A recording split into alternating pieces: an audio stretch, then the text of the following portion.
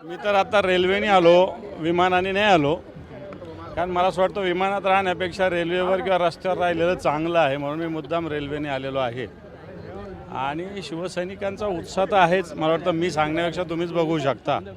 परंतु निश्चित शिवसेना या संभाजीनगरात तर ताकदीची आहेच. ठीक आहे, आम्हाला जागा कमी पडल्या असेल, पण मतं आम्हाला प्रचंड पडलेले आहेत. परंतु येणाऱ्या काळात नुसतं मतं न घेता त्याच्या जागामध्ये रूपांतर कशा पद्धतीनं करता येईल याच्यासाठी निश्चित शिवसैनिक नुसतं रांगड्या पद्धतीनं काम करतो, पण तो तांत्रिक पद्धतीनं काम केलं तर हेही गोष्टी होऊ शकतात. म्हणून आता बंगालमध्ये तसंच आपण बघत असेल, मताचं फक्त मतं खूप पडले, पण तो जिथं पडायचे तिथं नाही पडलेले. त्यामुळे मला असं वाटतं निश्चित येणार काळात शिवसेना या पद्धतीनं काम करेल.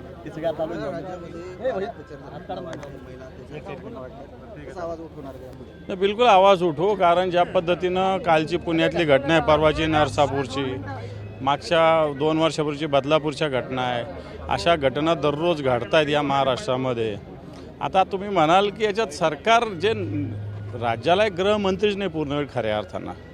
देवेंद्रजी फडणवीस हे राजकारण करण्यात गुंतलेले, बंगालच्या इलेक्शनला जा, हरियाणाच्या इलेक्शनला जा, झारखंडच्या इलेक्शनला जा, हेच काम करतात. राजकीय कामातच गुंतलेले आहेत तेही पक्षीय, राजकीय म्हणण्यापेक्षा पक्षीय. मग याला फोड त्याला तोड त्याच्यात गुंतलेले. राज्याकडं विशेषतः गृहविभागाकडे पूर्णपणे दुर्लक्ष आहे आणि कायद्याचा धाकच उरलेला नाही, त्याच्यामुळे गुन्हेगार मोकाट सुटलेले आहे. म्हणून मला असं वाटतं येणाऱ्या काळामध्ये विरोधी पक्षाला या भूमिका ॲग्रेसिव्हली घ्याव्या लागेल आणि त्यासाठी निश्चित मी पुढाकार घेईल. मला असं वाटतं जबाबदारी आली म्हणजे खूप काही आलं नाही. मी हे काम करतच आलेलो आहे, मी काय घरी थोडे बसलेलो होतो. त्यामुळे कोणत्या मुद्द्याला प्रायोरिटी नाही, या महाराष्ट्राच्या हिताला सगळ्यात मोठी प्रायोरिटी आम्ही सातत्याने ठेवली आणि येणार काळात ती ठेवूच. सर, अभी आपल्यावर अनेक आघात झाले, आता तुमच्यावर पुन्हा साहेबांनी संधी दिली तुम्हाला, कसं पक्ष सांभाळणार? हे पक्षावर आघात काही नवीन नाही आहे, परंतु या आघातातून सांभाळणं सगळ्यात महत्त्वाचं आहे. आज उद्धवजी ठाकरे साहेबांसारखं कणखर नेतृत्व आहे. भले ठीक आहे, जागा आम्हाला कमी मिळाल्या असेल, पण आम्ही संपलेलो नाही. आम्ही मला वाटतं फिनिक्स पक्षाप्रमाणे या राखीतून भरारी घेऊ आणि पुन्हा एकदा महाराष्ट्रामध्ये शिवसेना प्रमुखाचा विचार, भगव्याचा विचार, हिंदुत्वाचा विचार प्रत्येक गावागावात घराघरापर्यंत ताकदीनं घेऊन जाऊ. तुमच्या ऑफिसच्या बाहेर अकरांच्या चौकाच्या ऑफिसवर एक बॅनर लागले, तिथं असं लिहिलेलं आहे, तुमचं नाही लागतं का क्या फिर से लौटेंगे, असे हिंदीमध्ये पिक्चरचा डायलॉग. म्हणजे असे नेमका टोला कोणाला होता?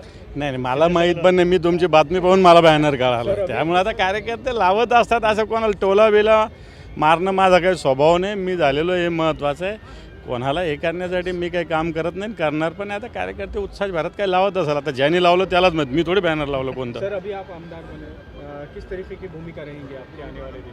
मैंने बताया है अभी, आमदार बने, मैं शिवसेना नेता ऑलरेडी हूँ. आमदार एक नहीं क्या, मैं इसके पहले ही था, फिर 4-5 महीने का गैप रहा है मुझे. मैं समझता हूँ आने वाले समय में भी जिस प्रकार महाराष्ट्र में घटना घट रही है, किसानों पे अन्याय अत्याचार हो रहा है, माँ बहनें सुरक्षित नहीं महाराष्ट्र में, महंगाई बढ़ रही है, बेरोजगारी बढ़ रही है, मैं समझता हूँ इस सब इशू को लेके आने वाले समय में आगे जाना पड़ेगा. अभी आपने पश्चिम बंगाल का जिक्र किया है, वहाँ पे ममता बनर्जी ने अभी तक इस्तीफा नहीं दिया. वो टेक्निकल ये है, एक तो मानना पड़ेगा कि उनको जनादेश नहीं मिला है. बाकी वो जनादेश नहीं मिला उसके लिए क्या क्या कारण है पूरे देश के सामने आया है. जिस प्रकार भारतीय जनता पार्टी ने इलेक्शन कमीशन हो, सुरक्षा व्यवस्था हो, इसका जिस प्रकार अपने पार्टी के लिए यूटिलाइज़ किया, ऐसा कभी भी हिंदुस्तान में नहीं हुआ था.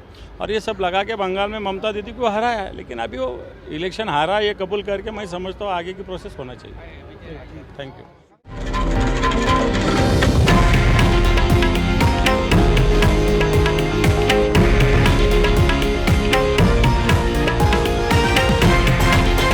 हे आहे देशातील नंबर 1 न्यूज नेटवर्क आणि आपण पाहत आहात TV9 मराठी, एकमेव.